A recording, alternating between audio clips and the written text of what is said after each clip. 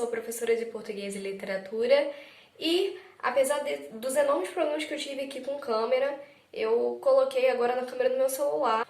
Hoje eu vou lançar a braba. Sabe por quê? Porque vocês não sabem o que significa sentido conotativo e denotativo. E se você sabe, você, bonitão, bonitona, que tá me ouvindo aí, se você sabe o que é sentido conotativo e denotativo, você coloca aqui embaixo. Você fala assim, professora, você não precisava me explicar porque eu já sabia. Então, ó, que ótimo. Sentido conotativo, sentido denotativo. O que significa? Aqui, ó. Vai estar em algum lugar aqui e eu vou colocar o negócio que eu escrevi, o negócio que a Graziela escreveu pra mim. E aí você vai ler. Você vai tomar uns segundos aí da sua vida pra ler. O que ele está explicando aqui? Ele está explicando sobre a ciência. Se ele está explicando sobre a ciência, o significado da palavra ciência, como que a ciência se manifesta, qual a origem disso, isso é sentido conotativo ou sentido denotativo? Fala aí pra mim você. Beleza, quando você dá um significado da palavra ciência, você está dando um significado real, um significado explícito, um significado preciso. E o que isso significa? Significa que é denotativo. Então, denotativo é quando a gente usa as palavras no sentido normal delas, no sentido real, no sentido que tá lá no dicionário. Agora eu vou colocar de novo outra coisa aqui na tela, ok? Que a Graziela escreveu pra mim também. E aqui tá um poema que a Graziela escreveu. E este poema, a gente também está usando a palavra ciência, mas perceba que a ciência está sendo usada num sentido diferente do sentido habitual dela. Não como uma parte do conhecimento ou como uma etimologia, né? Uma palavra que tem uma etimologia, no sentido habitual da palavra ciência. Está sendo utilizada em outro sentido. Então, quando a gente utiliza a palavra em outro sentido, a gente pode dizer que esse sentido é conotativo. Vamos dar um outro exemplo. Se você aí na sua casa vira para o seu jardim, se você tem um jardim em casa, né? Você vai no seu jardim e aí você acha lá uma florzinha bonitinha. E aí, aquela flor, você olha pra flor, nossa, você é uma flor muito bonita. Que flor bonita. Aí, que flor bonita, você tá usando flor no sentido normal dela, é a flor, você tá vendo a flor ali, sentido explícito, sentido habitual da flor. E isso é o sentido denotativo. Mas se você vira para sua mãe e você fala assim, mãe, você é uma flor. Olha que bonitinho. Mas a sua mãe é efetivamente uma flor? A sua mãe não teria nem como te parir se ela fosse uma flor. Ela teria que ser um ser humano, ok? Obviamente que a Carol vai saber falar mais disso do que eu. Mas se você está falando que a sua mãe é uma flor, você está utilizando o sentido comum da palavra flor, o sentido habitual da palavra flor? Não. Você está utilizando o sentido conotativo, o sentido figurado da palavra. Então, enquanto a questão denotativa é uma questão explícita, a questão conotativa é implícita. A palavra que é empregada no sentido denotativo é muito claro e você pode observar, você pode ver. A palavra que é utilizada no sentido conotativo, ela é totalmente figurada, ela é utilizada fora do sentido habitual, numa parada super criativa e normalmente muito comum em poemas. E aí, como que as figuras de linguagem, né, se relacionam com a questão conotativa? As figuras de linguagem são justamente figuras que utilizam palavras em uma maneira não habitual, certo? E é por isso que figuras de linguagem é um tema muito recorrente em provas, não só na prova do Enem, mas como em outras diversas provas. E figuras de linguagem é muito legal, porque as palavras tem uma vida própria e você utiliza as palavras de maneira a comparar, a fazer metáfora. Às vezes você suprime uma palavra, você utiliza ela de uma maneira completamente criativa e inovadora. E isso são as figuras de linguagem, né? As figuras de linguagem trabalham exclusivamente com a conotação. A gente vai dividir as figuras de linguagem em 4, ok? E aí você vai ter figuras de linguagem de pensamento, você vai ter de construção, vai ter figuras de linguagem sonora e vai ter figuras de linguagem de palavra. São essas 4 aí e a gente vai explicar. Beleza, quanto às figuras de pensamento, o que são as figuras de linguagem que são relacionadas ao pensamento? É quando o sentido habitual da palavra é modificado internamente. Então você não vai ter uma modificação às vezes clara, mas você vai ter uma modificação no campo das ideias, no campo semântico. O que é semântico? Campo de sentido. Então o sentido da palavra, o sentido da oração, o sentido da sua frase vai ser diferente. Eu vou estar adiantando, mas um exemplo é ironia. Às vezes você fala uma mesma frase e essa frase pode ter dois sentidos diferentes porque você é irônico. Então, por exemplo, sua mãe fala assim: olha que bonito que você fez aqui. E aí, o olha que bonito que você fez aqui, você pode ter feito, sei lá, um quadro muito bonito. Mas se você fez uma bosta, ela fala assim: olha que bonito que você fez aqui. E aí a ironia. É a mesma coisa sendo utilizada de duas formas diferentes, só mudando aqui, ó, na cabeça, no pensamento, no campo das ideias, no campo semântico. E as figuras de palavras, como é que funcionam as figuras de palavras? A gente também chama de tropos, né? As figuras de palavras, você modifica o sentido de um vocábulo, de uma palavra. Então, quando você fala que sua mãe é uma rosa, como eu já tinha falado antes, você está modificando o sentido da palavra rosa, ok? Então, quando você modificar o sentido de uma palavra, de um vocábulo, você vai ter uma figura de linguagem de palavra. Tem uma outra também, que são as figuras sonoras. As figuras sonoras, elas são muito legais, né? Porque a gente vive falando e a gente não percebe. Como, por exemplo, o rato roeu a roupa do rei de Roma. É uma figura sonora e tem diversas figuras sonoras, essa é só uma delas. E trabalham, obviamente, com o som, né? Como que o som ele pode trazer diferentes sentidos dentro da língua, da linguagem, né? Quando é utilizado. E a última são figuras de construção, que a gente também chama de sintaxe, né? Eu devo ter falado tudo ao contrário, mas é porque eu não tô me guiando por slide nenhum. Então vocês vão com calma comigo, que vai aparecer as coisas aí na tela, ok? Eu vou fazer a edição direitinho.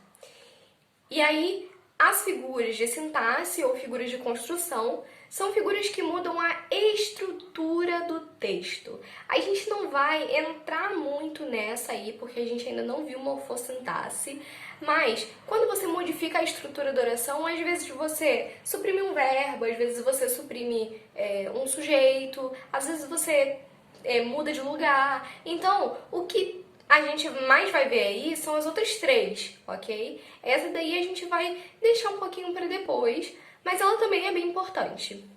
Agora é que chegou a hora de lançar a braba.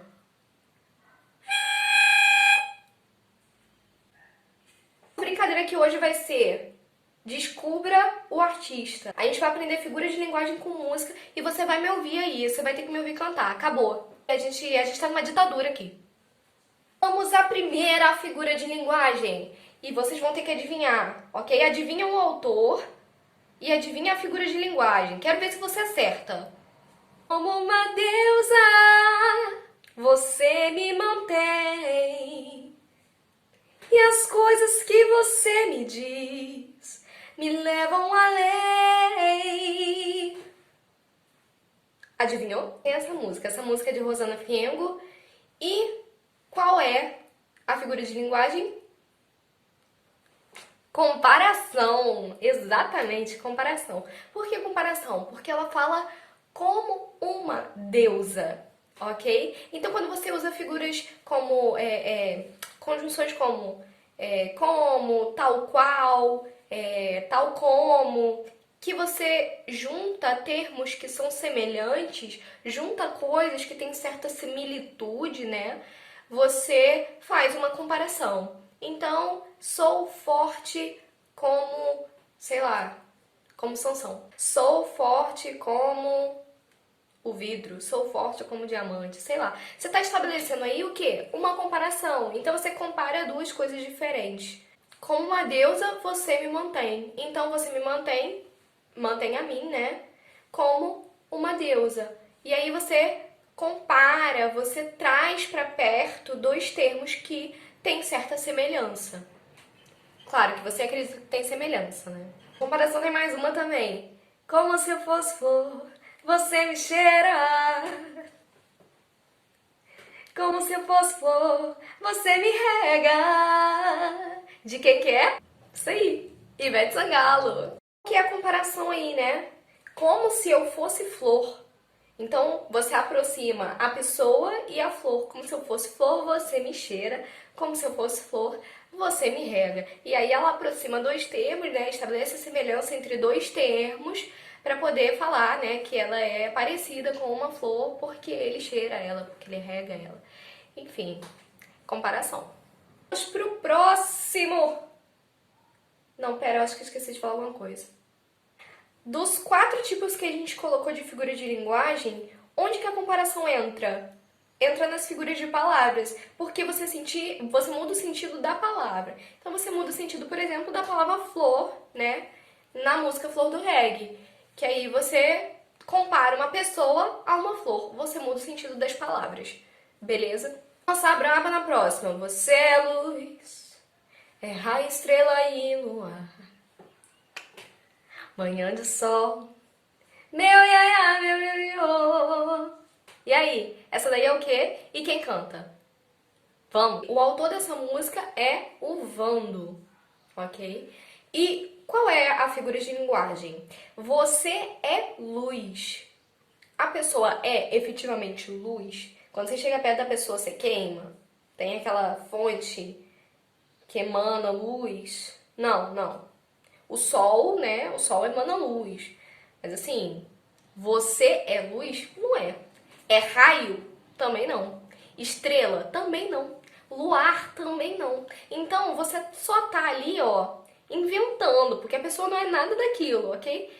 Mas você tá também estabelecendo uma similitude, uma semelhança entre essas coisas. Metáfora também é uma relação de semelhança.